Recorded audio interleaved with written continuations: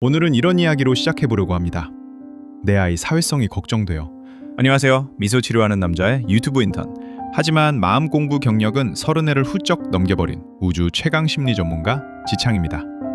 오늘은 이런 이야기로 시작해보려고 합니다. 내 아이 사회성이 걱정돼요.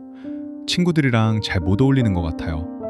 순서를 안 지키고 자기 주장만 세게 해요. 상담실에서 부모님들이 가장 많이 꺼내는 말들입니다. 혹시 화면 앞에서 보시는 대장님의 마음에도 비슷한 문장이 하나쯤 떠오르나요? 사실 사회성이라는 단어는 우리가 참만 있으면서도 정확히는 잘 설명하기 어려운 개념입니다. 그래서 오늘 영상에서는 이렇게 정리해보고 싶습니다. 사회성은 타고나는 성격이 아니라 연습을 통해 길러지는 기술에 가깝습니다. 운동을 하면 근육이 자라듯 반복해서 사용하면 성장하는 마음의 근육이라고 생각하시면 훨씬 이해가 쉬워집니다. 먼저 이런 장면을 하나 떠올려 볼게요. 놀이터에 줄을 서서 놀이기구를 기다리고 있는 아이들. 갑자기 한 아이가 쓱 앞으로 끼어듭니다. 뒤에 있던 다른 아이가 화가 나서 밀칩니다. 그 모습을 본 엄마는 급하게 달려와 이렇게 말합니다.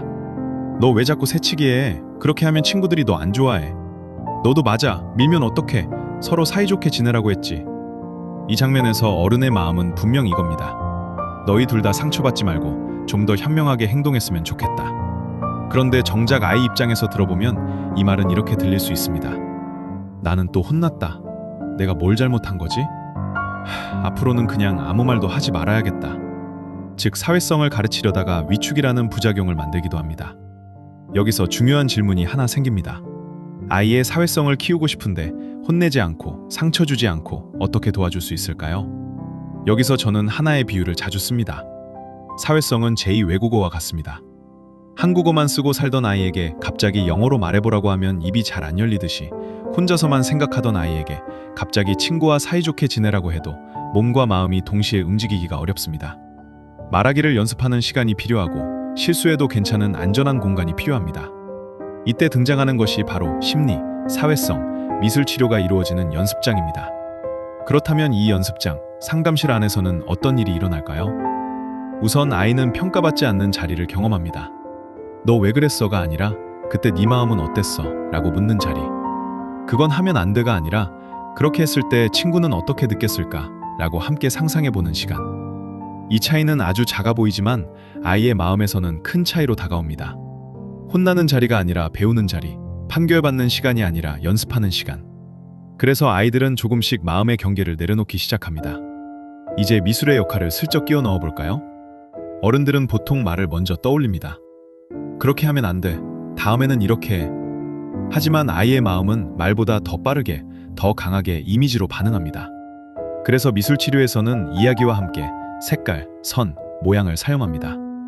예를 들면 이런 식입니다. 어떤 아이는 친구에게 정말 화가 났던 상황을 떠올리며 종이에 아주 진한 색깔로 큰 번개 모양을 그립니다.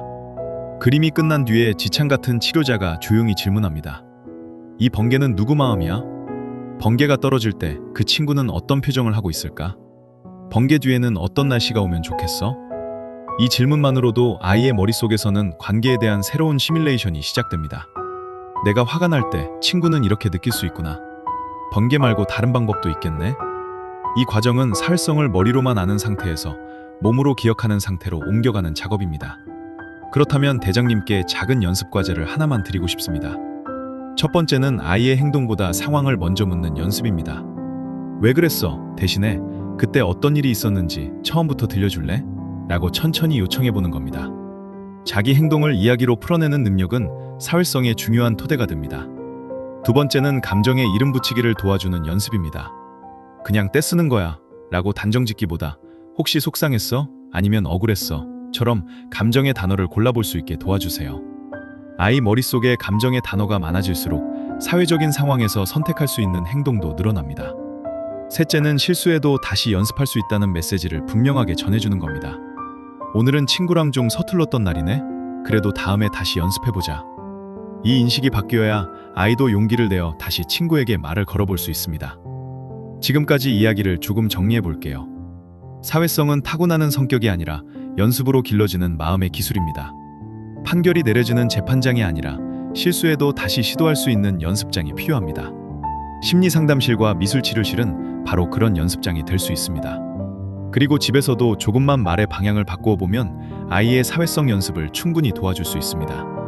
상황을 먼저 물어주고 감정의 이름을 함께 찾아주고 실수해도 다시 연습할 수 있다는 메시지를 전해주는 것. 이 세 가지를 천천히 반복하다 보면 어느 날 문득 아이의 말투와 표정, 친구를 대하는 자세가 조금씩 달라져 있는 순간을 만나게 될 것입니다. 오늘 영상은 여기까지입니다. 이번 편은 미술 치료하는 남자의 인턴, 하지만 마음 공부 경력만큼은 누구보다 자신 있는 지창이 전해드렸습니다. 다음 영상에서는 조금 더 구체적으로 실제 상담 현장에서 있었던 장면을 바탕으로 기다림이 어려운 아이 어떻게 도와줄 수 있을까? 라는 주제로 이야기를 이어가 보겠습니다. 함께 마음의 연습장을 넓혀가요. 지금까지 지창이었습니다. 감사합니다.